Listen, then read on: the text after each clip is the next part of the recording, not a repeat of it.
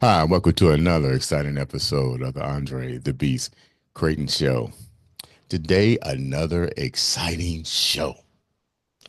Damn, all this week has been truly exciting. These guests, man, they got great stories, man, great beast mindsets. Today is no exception to the rule. Let me tell you about what's going to happen today on this show. We're going to talk about building the foundation. What exactly does that mean? You're probably asking yourself. Foundation isn't necessarily money. A foundation today is how an individual has taken his dream and turned it into a legacy.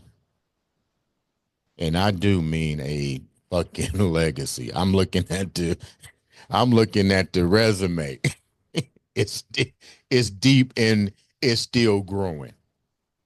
Like to welcome to the show the one, the only Mr. Jazz himself, Phillip Brandon. Welcome to the show, Phillip.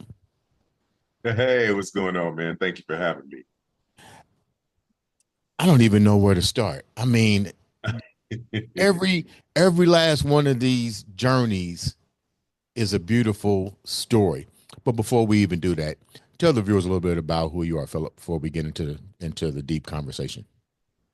Absolutely. My name is Phillip Brandon. I am a singer, a songwriter, and an overall storyteller.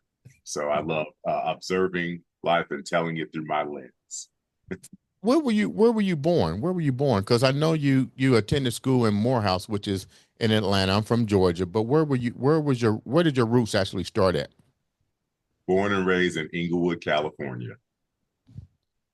Really? Oh, yeah. And actually, wait, and still live in LA. As if my mom still lives in the same house I grew up in, and I live, about 30 minutes from her in LA. What's so it like? I still live out there. What's it like? We hear stories in the Midwest. We hear stories in the South. What's it like growing up there in Inglewood? Inglewood was awesome, man. It's like, a lot of people are thinking, oh, since they got the new stadium now, there's this big boom. And I'm like, Inglewood has always had, it's always had the best of both worlds. It's always had $1 million homes, because you got to remember that's where the Lakers used to play, right? Back in, when they were at the Forum and stuff. So you always had, big homes, small homes, and everything in between. And the funniest thing about growing up in LA, in the LA region, is it's so separated from the industry. So a lot of people think the locals are separated from Hollywood, right? So a lot of people think, oh, you grew up in Hollywood. And I'm like, the only time I would see Hollywood is if people came in from out of town and we took them to go sightseeing. But other than that, it was completely to the point where a lot of people, when I tell them that, they ask me where I'm from, they think that I'm going to say somewhere in the South. They're like, oh, you don't seem like you're from LA. And I'm like, well, it's because most people who seem LA are not from LA. They were from someplace else and they moved to LA. So it was a completely different experience. What was it like growing up like in Inglewood versus like, Compton and all the little parts of California? You always hear the negative side, but did the negative sides of California impact you in Inglewood as a black man? So I mean everything impact. I think everything in your life impacts you and touches you in different ways, right? So I was blessed to grow up in a family with both parents, and they were really big on making sure that my brothers and I had every opportunity that they can offer us, right? So LA is huge, so that it's like I tell people who if you live over 30 minutes away in LA, you might as well live out of state, because I'm going to probably see you about the same amount of time as many times as I see somebody out of state. So I'll say all that to say, if you're living in like Compton and you know Inglewood and LA, you know they're all very far, you know, geographically away from each other. But it was a cool experience in that, you know, LA it is a melting pot. So you get so many different authentic experiences, right? Different types of foods and different types of just all kinds of different things. And so I think all of that being exposed to a lot, you know, you just have, you know, access to a lot more in LA. So having all of that definitely has an impact on you growing up, for sure on me. What was it like growing up for you as it relates to music? Because we'll get into that later. You're a musician, jazz.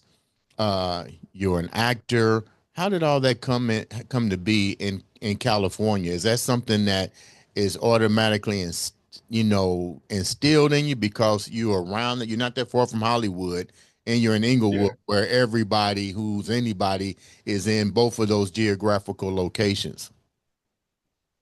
Yeah. So you know, I always tell the story of my mom. You know, I grew up in a like, you know, music loving family, but my mom actually used to sing and tour with Ray Charles as a Raylet. Wow.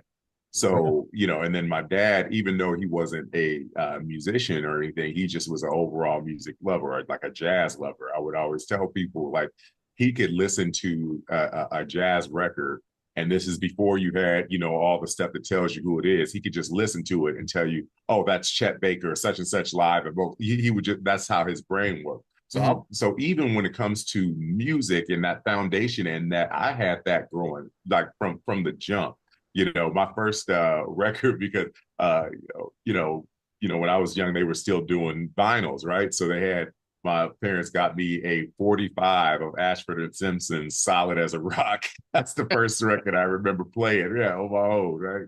And so all of that really just helped to kind of give me, you know, you talk about foundations. It gave me that foundation because it was like, you know, yeah, I would listen to whatever is popular, but I would, you know, on the radio, but I would also listen to, you know, stuff that just was kind of like, you know, maybe a little bit more obscure, you know, something that maybe wasn't as popular, but, you know, so, you know, people that were like telling stories, or people that were song stylists or some, you know, stuff like that. So it definitely had a huge impact on You grew up.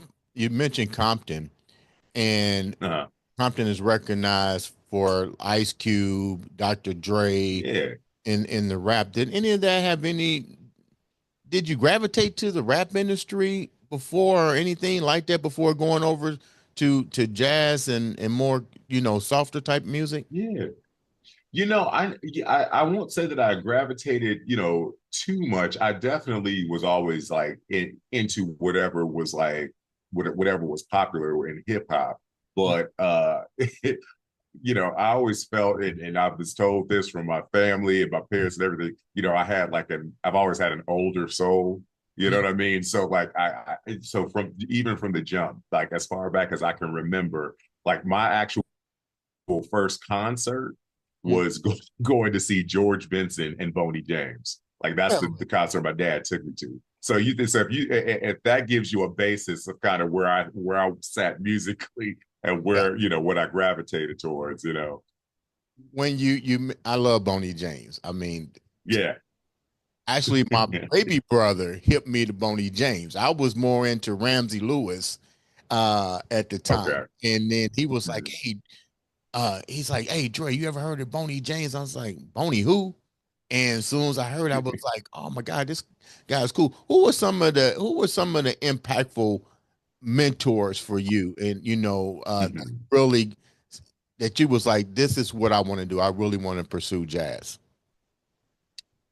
So it was in jazz, but it was also just in music, period. Like my favorite, you know, I love like 70s, 80s, you know, funk and soul bands, right? So one of my favorite groups is the Whispers, right? And so I I tend to gravitate towards folks who tell stories, who kind of you know, I say song stylists, right? So they have a cool, you know, they you can you know, have a cool melody, but they interpret things in a different way.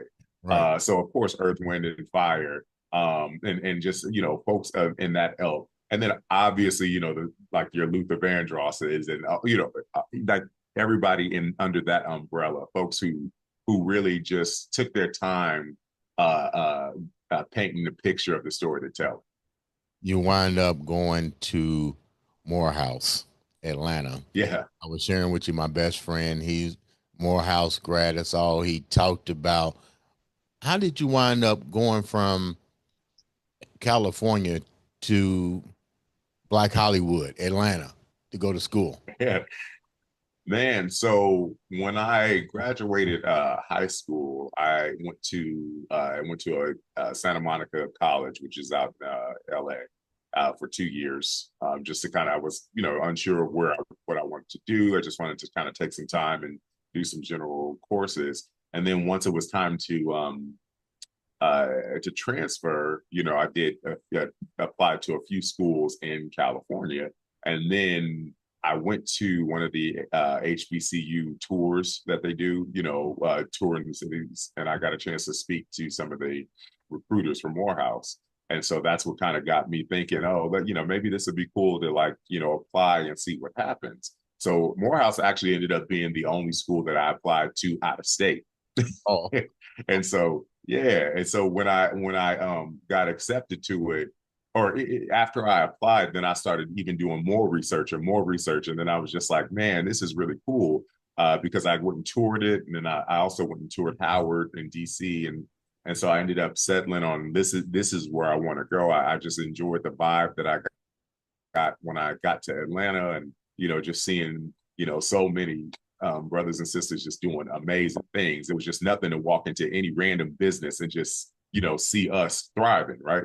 And so I was just like, I need this energy, I need this around me, and so that's kind of how I ended up choosing to go to Morehouse after being accepted. was it really that much of a culture shock from Inglewood to Atlanta?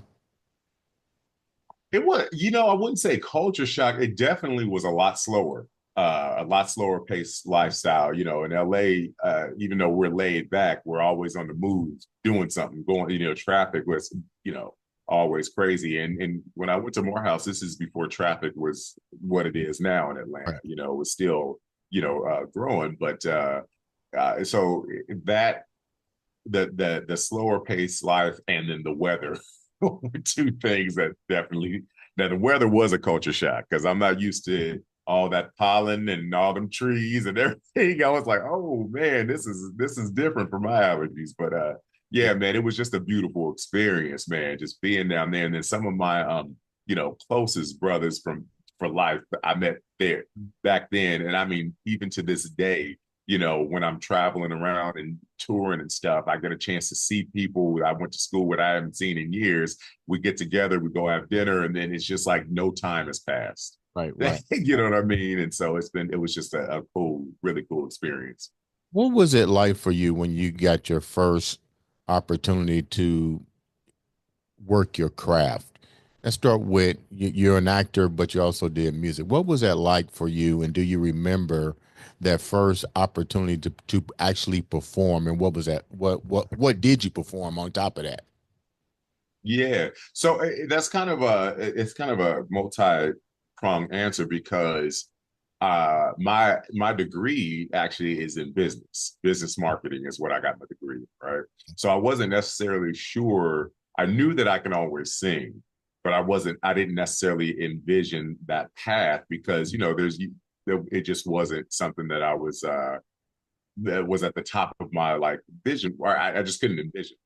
And so while I was at Morehouse, so I got a chance to sing with the Glee Club and their quartet, which is their official ambassadors, singing ambassadors for the school, and they actually gave me a scholarship. And with that, once a year we had to go on a tour, a spring tour, and so that kind of got the wheels turning in my head of like, oh, this is cool. You get a chance to travel, sing, do your thing, and and all. Keep in mind, we still had to keep up our studies because we were giving up our spring break, and then we had to come back and just So that's kind of what got the wheels rolling there. Now, fast forward to after I graduated, I ended up taking some time to kind of figure out where, which direction I wanted to go into. And then I ended up booking, a buddy of mine was booking singers to go sing on cruise ships.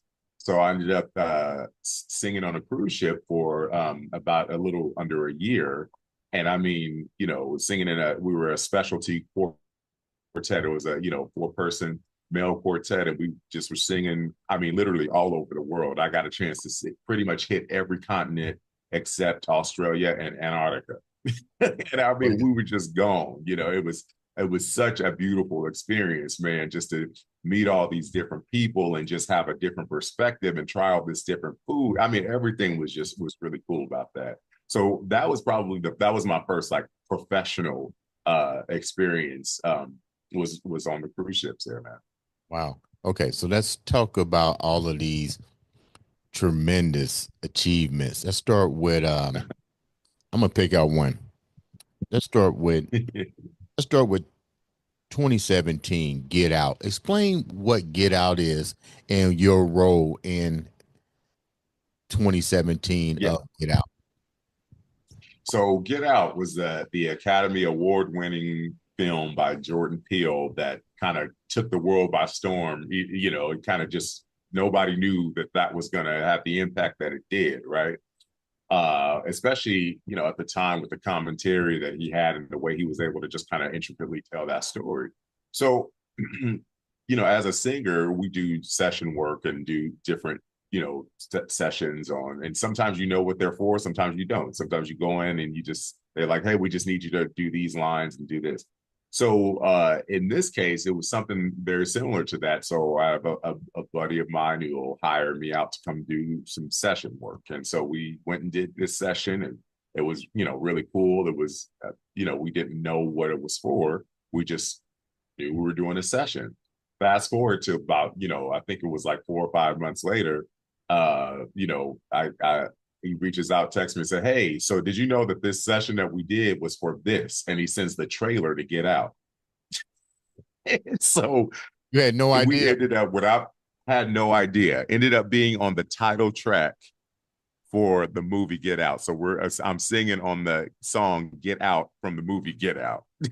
That is that And that. so it was such a cool experience, man. What did you take away from that from that particular opportunity? What did you take away from that particular opportunity for you? Yeah, man, I took away the fact that you need to seize every opportunity. You know what I mean? Because you never know where things lead. A lot of times, that was super helpful for me because remember I was talking about not being able to envision certain things, and a lot of times I found in my life that if I can't envision it, I can't necessarily make a move. But Right. then when that happened, I said, no, no, no. You, as long as you have a big picture of what you want to do, you need to make sure you're seizing every opportunity because you never know where that's going to be. So then it winds up opening up another door, Yeah, 2017 Squat. yeah, That I'm thinking when I hear the word squat, I'm thinking law enforcement. So this door opened yeah. up for you. What was that like? Man, so it was very cool, man. I uh ended up getting changing up my representation, getting a new agent and been manager, and just going out on these auditions and stuff, and tying those two together because remember I said it sees every single Right. opportunity. Mhm. So it's like a lot of times especially on the acting side, a lot of folks don't know you audition a lot. I always say your job is auditioning, so when you book the gig, that's kind of like retro pay, right? Mhm. So got a chance to get this opportunity with the audition, and we got it, and then we got the offer to do this particular episode of SWAT, and it was funny because when I read what the audition breakdown, which is what they tell you what the character is and what they're looking for, right? And I was like, I don't know if this is necessarily me, but I'm gonna give it a go anyway, because it was like, oh, it's a mechanic, a blue collar dude, it's this guy, and I was just like, all right, cool, let me work this out, and then ended up booking it because again, I'm seizing every opportunity. So I'm not gonna say count myself out before I get the chance to give it a go, right? And Right. that was another case where I was just like, man, this is dope. So Let me ask. This is a two-part question. I'll go with the first mm, one, and I know the viewers heard you say this. You switched up your game with Get Out, and you brought in a new team. Without getting too deep, why did you feel that necessary? And then the second part of the question is, did you have any previous acting skills prior to switching up with a new team? And I'll let you take it from there.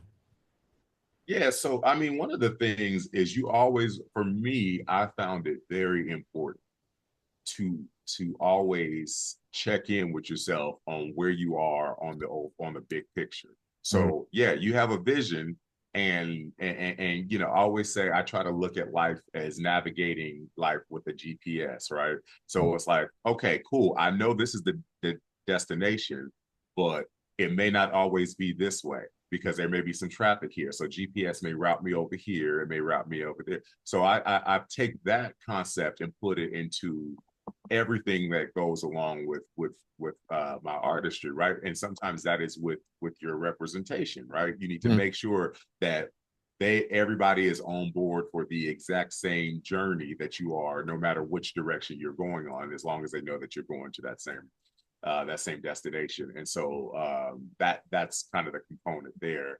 And then the second part of that question, ask me that part again. Did you have any acting skills prior to Acting the skills. shift? Yeah. Yeah, so yes, because I had done pretty well in the commercial world. So doing a lot of like different commercials and stuff. And then, I ended up doing, SWAT and then subsequently Station 19. And then that's when it really started to like, I started to see some momentum there because it's like, okay, not only am I making moves, but I'm also starting to make somewhat of a name, Mhm. particularly in the casting world. So the people are starting to, say, oh, who's this guy? Let's bring him in for this. And I started to see the types of auditions that I get change, so When 2018 happened and you wind up getting Station 19, how much yeah. how much of the shift did you see pay off in your judgment with going with a new staff and seeing the vision? But more importantly, were you willing to listen and accept criticism? Because you can have your visions all day long, but when you're bringing a new football team on or a new team into your Mhm. into your midst, they're going to also have ideas and they're going to also be able to shine in certain areas that we ourselves may be lacking in. How difficult Absolutely. was that for you to accept their feedback into making sure you elevate? I always welcome feedback because my thought is if I could do it myself, I would do it, right? So if I'm bringing on someone, it's because of their expertise. And so for me, the biggest thing for me is making sure that we have the same destination in mind. Because as Mhm. long as we have the same destination in mind, and I know that we're all trying to get to the same place, then the what you may say, hey, there's an alley over here that'll get you over here faster that's not on GPS. So let's go this route, or so for me, I definitely welcome it. And then, even if it's something that I'm questioning, but I still want to hear it. I want to hear the feedback on what people, because I'm like, you have the expertise in that.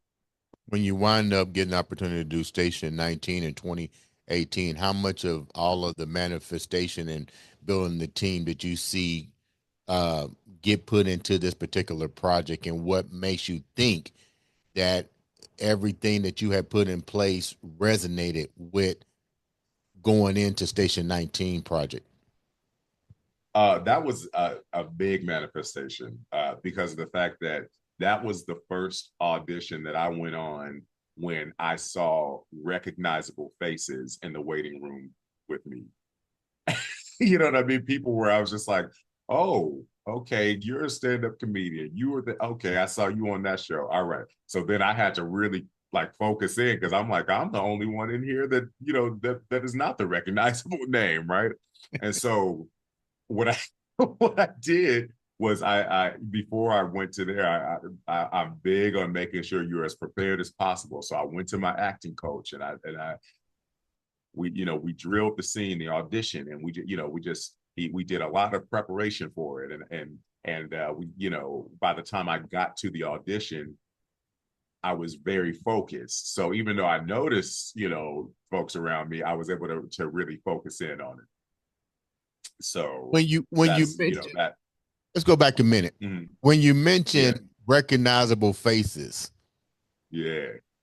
give me an example of some people that was in there so the viewers can see who you had to actually go up against. Because a lot of people don't realize, when they have these curtain calls, these actors and actresses that we look at are in the bigger scheme, they're still trying to get a job.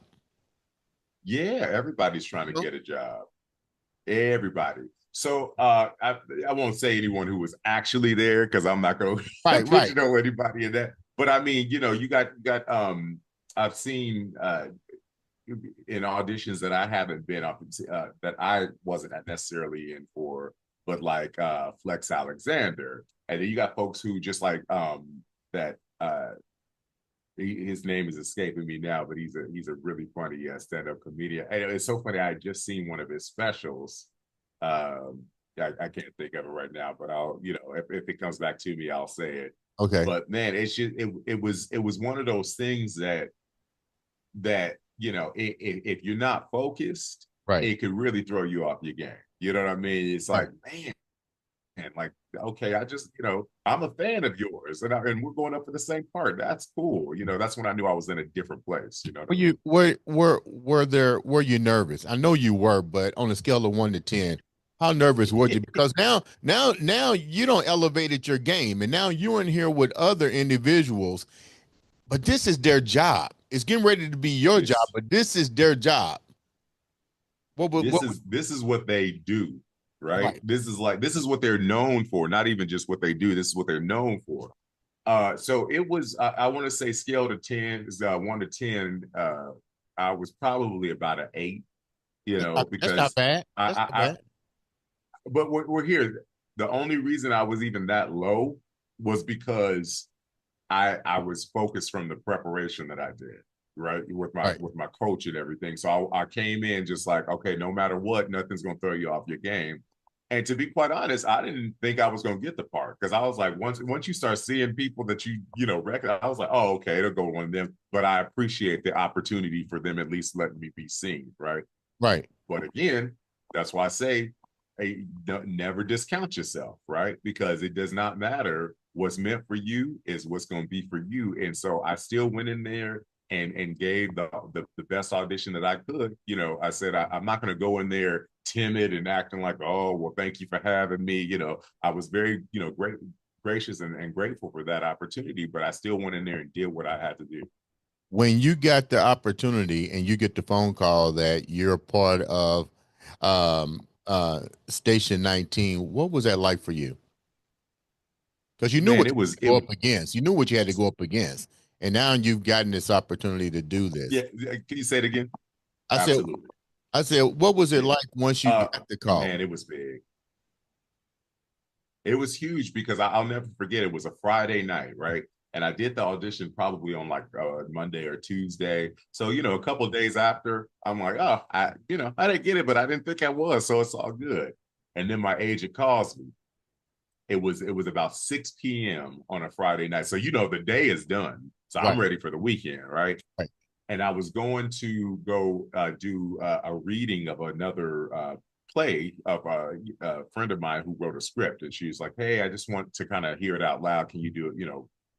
Read this play with me?" And I was like, "Cool." So I'm getting ready to go do that. I get the call from my agent. Man, you booked it. I was like, "Wait, what?" You know what I mean? So that I was on a high from that. Now let me piece this together for you really quickly. So Okay. I'm on my way. I go do that reading. I'm on a high from booking the job, Yeah. and I'm just like killing the reading, right? In that reading, there was a couple of invited guests, right? One of them was a manager, an acting manager. I finished that reading. He comes up to me and gives me his card and says, "Do you need a manager? I want to represent you." That is who my manager is today. Get out of here. That's crazy, right? I'm not lying. And I know it sounds crazy, but I was like, I got to tell this part of the story because and this is a small boutique agency management company. It's not like they have a bunch of clients or anything, but Right. he was just like, what I saw you do in this room today, I want to represent you if you're interested in being represented, but I am very interested. Here's my card. Give me a call. So I called him up the next week. We had a meeting, and then we've been together ever since. You're talking about this is what I mean when I say building the foundation to the viewers. It's putting yourself in uncomfortable situations. Yeah. And that's kind of like Yes. what a lot of people don't like to do, but out of that uncomfortability, look what manifested out of that whole journey. Let's keep going. So Yeah. you got some, I'm going down the list. I mean, we might be here all night. We might be here all night. Now, you wind up on the Billboard's top 20 for 12 consecutive weeks. That's almost unheard of. Tell me how that went down.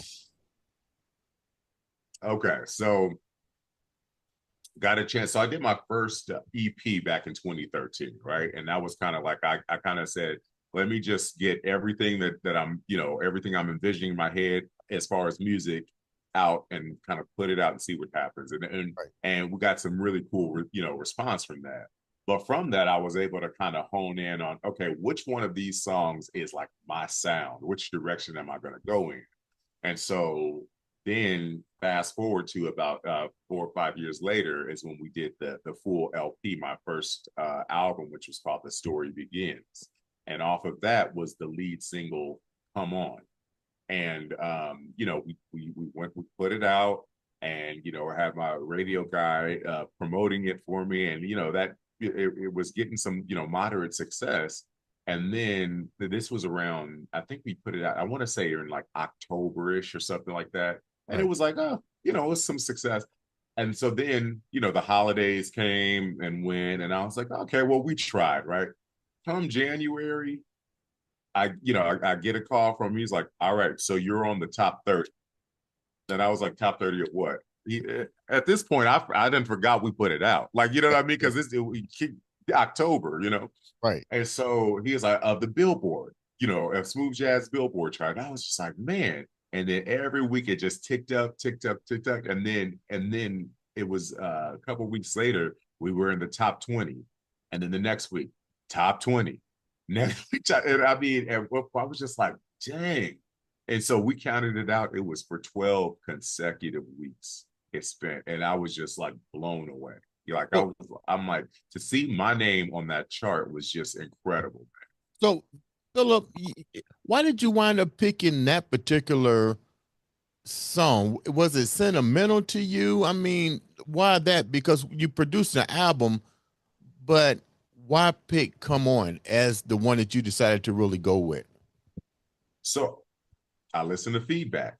Remember, I told you that's a big thing that I do. So I always like to let people, let my folks, let every people who are close to me in my inner circle hear my stuff, and I like to say, hey, what's the one that pops out to you the most? Mm. And I remember, like I said, my dad, he was, a huge, huge, music lover, soul and jazz, and so that was, he said, as soon as he heard it, he was like, this is the one. Really? This is the one. And I said, okay. And so, and everybody I let listen to it, to the all of the songs. They're like, oh man, these are all great, but this is your single. This is your single. So I said, okay, this is the one, and that's the way I went with. You also wind up producing another song, Mystery, with one of the greatest jazz artists that I know of, Mr. Gerald Albright. How did that wind up surfacing in your manifestation? All right, so painting the picture again, brother. So you said you have to be uncomfortable, right? Yeah, I want to add to that. You got to be comfortable in the uncomfortable. yeah, yeah.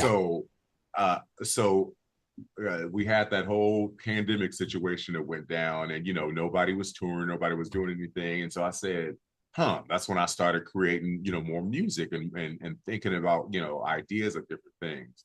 And so I was like, "Oh man, it would be really cool to do a tune with Gerald Albright." I mean, I just think he's such a prolific musician, and so I was like, "Oh, that it's just an idea." And Right. then I said, comfortable in the uncomfortable. A closed mouth don't get fed. Let me just try to find a way to reach out to him. So I reach out to the information that I was able to find on, and I'm thinking, I'm gonna hear back from his management or whatever. I'm just like, cool. He responds to me directly. Wow. Hey Phil, I got your information. I heard the demo you did. I think it's great. He's like, sure, I'd love to do it. That was it. But you know what? You know what? You know what, Phil? You never know what might happen until you go and do it.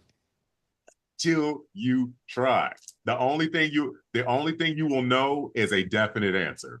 That's the worst case scenario, is you have a definite answer after you try. You know what I mean?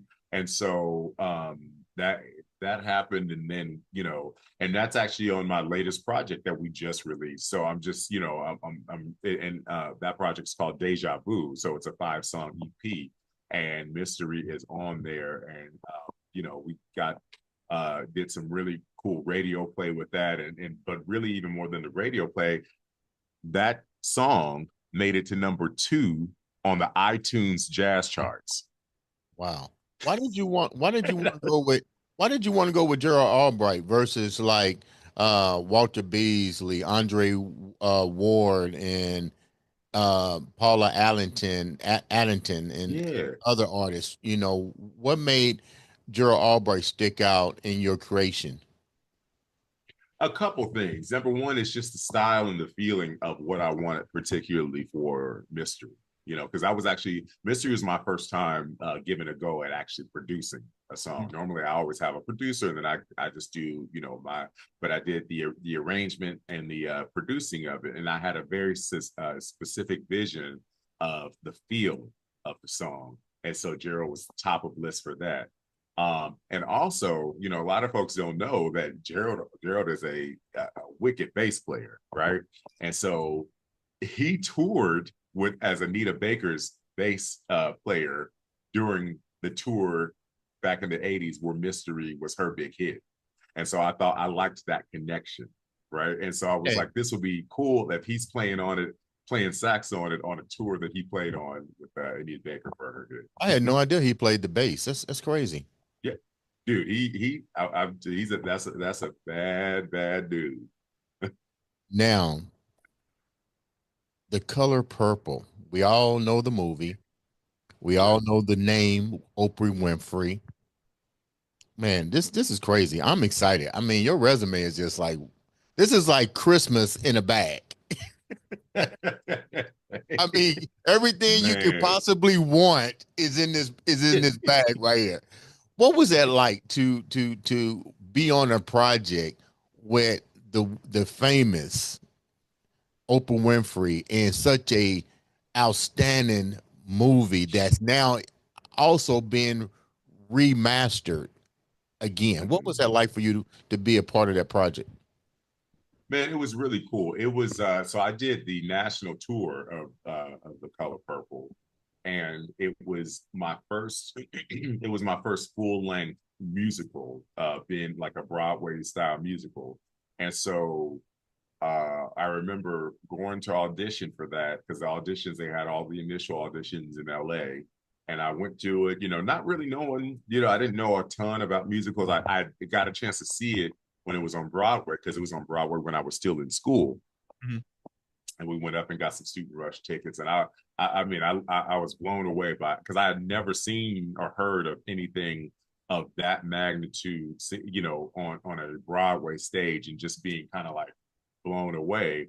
And so when they said they were doing the auditions, I was like, cool, went and did the audition. I got a call back from it. And then they ended up doing what they call the final callbacks in New York. So went to New York and did that. And it's like, to me, again, going back to that whole current thing that I try to live by is just, trying to, seize, pounce on every opportunity.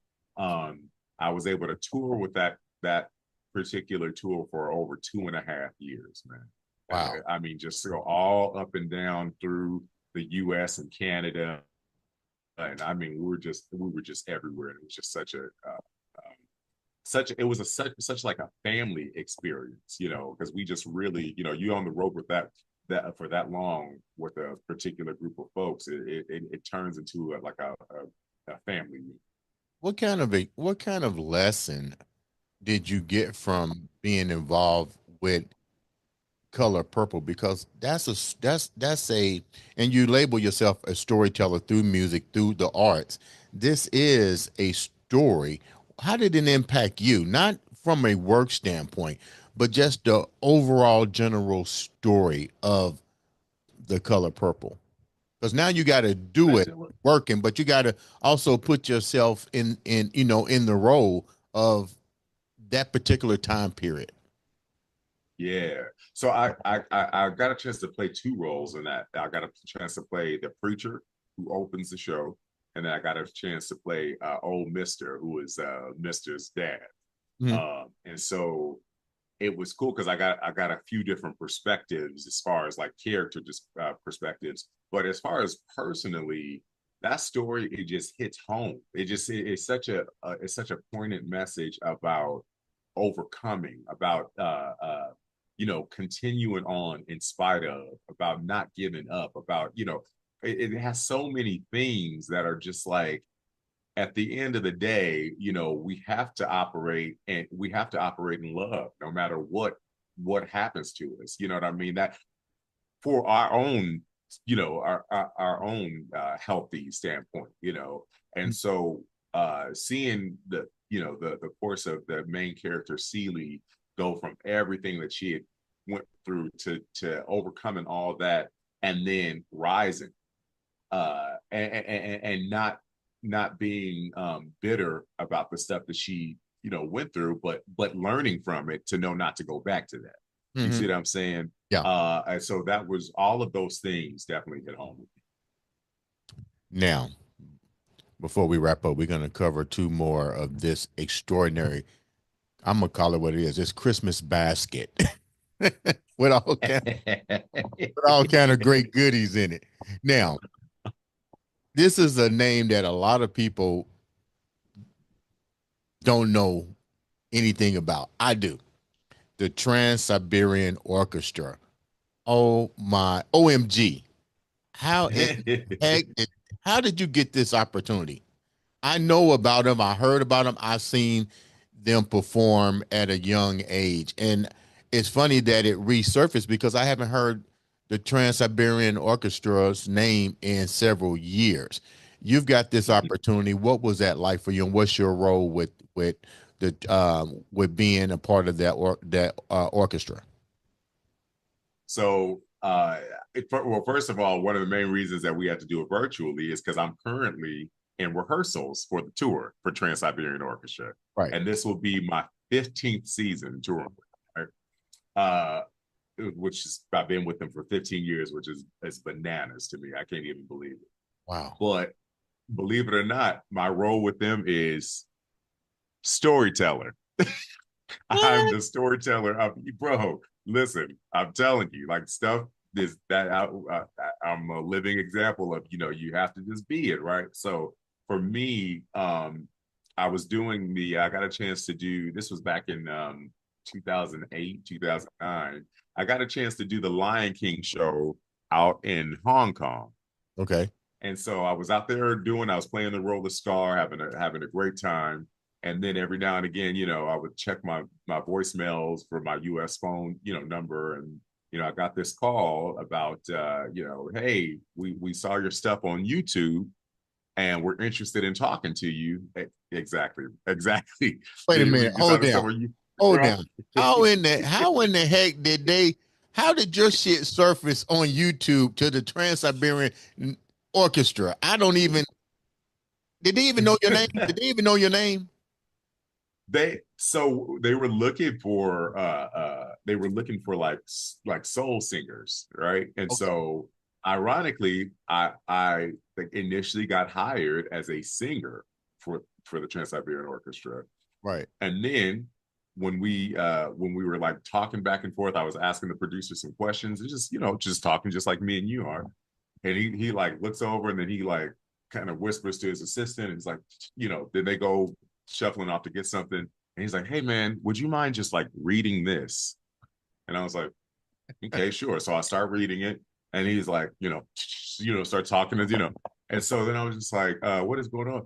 Come to find out, me asking him questions, he liked my speaking voice so much. He was like, would you be interested in being the storyteller for the trans Siberian? So I'm the only actor on the gig. So if you think of it, it's like a rock opera. I come out and tell a story. Somebody sings. I come out and tell another story. Somebody comes out and plays the violin. It's a humongous show with every special effect that you can think of known to man. And sometimes I just sit there and think like, I know how, but I don't know how I got here. Does Right. that make any sense? Like Yeah, it's yeah. like, I'm still in disbelief. Right. So it's an amazing experience, man.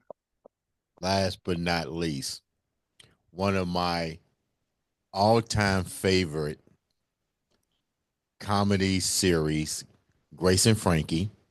I watched every single episode. You wind up getting another manifestation come to reality. What was that like for you? Bro, and it's so funny the way you ask these questions because I'm like, you're like perfectly leading up to the story of how that happened. So again, seizing every opportunity. I had auditioned for that show. I can't tell you how many times, right? And it just, and then I had booked one, and then they said, "Oh, he's our guy," and then they called back the next day. Oh man, we cut the scene, so we can't use him, right? And I was like, "Oh man!" And then they announced this is our final season that we're gonna have, and I was like, "Oh, these are two legends that Yeah. the four legends." Yeah. And so the casting director ended up calling me back and saying, "Hey, we have a role for him. We don't need him to audition for it. We just need to know if he's available." And so I got onto the last season, the final season episode on the final season of Grace and Frankie. And you talk about being starstruck with these comedy legends that Yeah. just sitting next to them in between takes and just talking, just chopping it up and just being just in awe. So again, that whole manifestation thing is a real thing, and I was just so grateful to be in the presence of greatness. Did you know what the role was gonna be, or you just like, fuck it, I'm gonna just go there anyway? Oh, well, I didn't care what it was going to be. I was like, I'm gonna be here, but they did tell me what, So I played an FBI agent. But man, I was like, I said, I don't care what this is. Yeah, if you guys are saying we got something for you, I will be there. You're on the set with Jane Fonda and God, I can't think of her name. It's on the tip of my tongue. Lily Tomlin. Lily Tom. Two definitely, they're legends. And there's Yeah, even more absolutely. legendary people on that show that's made appearances off and on. Absolutely. You have to seize that opportunity. Mhm. What was some of the things that what was the most impactful thing that somebody told you while you was on that set? Because you're in the last season. Yeah. I don't know if it was something that they told me directly, but I know it was I just observe a lot. Mhm. And one of the things that I observed is seeing how they worked, right? So these ladies, both in their 80s, got to set before I did, stayed on set after I did, and I was there for 12 hours. And they did not complain one. I mean, you would have thought like it was just like 2 hours or something. The way that they were just like working and wanted it to be great. And I remember Lily was looking and trying to learn her lines, and she was like, "Oh, okay." She was like, "I hope I can." It it it, it was as if it was as if they didn't even know that they were legends. Like it is as if they were right on par with me or something, the way that they approached their work. And that stuck with me because I said, okay, this is how you know they're meant to do what they do, because they're just living and being and doing what they do without any thought of like, oh, I'm this person, I am this, and I said that's something that I can definitely learn from, to continue to always be humble and just do your craft. You built such a beautiful foundation. And like I said at the start of the show, the foundation isn't necessarily money. It's that generational knowledge that creates that wealth. You've done so many things. What out of everything that you've accomplished so far, and let's get real, there's more in the works. What have you taken away so far from all this journey? To Once you hone in on what your passion is, dig in and do not ever give up. Dig into that and see it through, because it may not always be the clearest. You know what I mean? Sometimes there'll be rain on the windshield. You got to put the windshield wipers on. Sometimes it's going to be rain, sleet, snow, and all that kind of stuff. But if you know where you're going, if you're clear on the big picture of your vision and what your passion is, there's nothing that can stop you. Hmm. So just remember that and stay true, stay the course. Hmm. Bill, how can the viewers reach out to you, support you, the whole 9 yards? So I'm on all the social medias under my handle at Phillip Brandon and the number two, and there's also two L's in Phillip, or my website, philipbrandon.com, and again, two L's on Phillip. I guess I'll be seeing you pretty soon because you guys are coming to the greatest city in the world, Indianapolis, Indiana, with the Trans Siberian Orchestra. I will definitely make sure I'm there to support you. Feel free to Yes. come back and share even more of your journey. And I mean, I'm really happy that you came here and blessed the show with your presence, ladies and gentlemen. This has been another. Notice how I did this. This has been another exciting episode of the Andre the Beast Crayton show.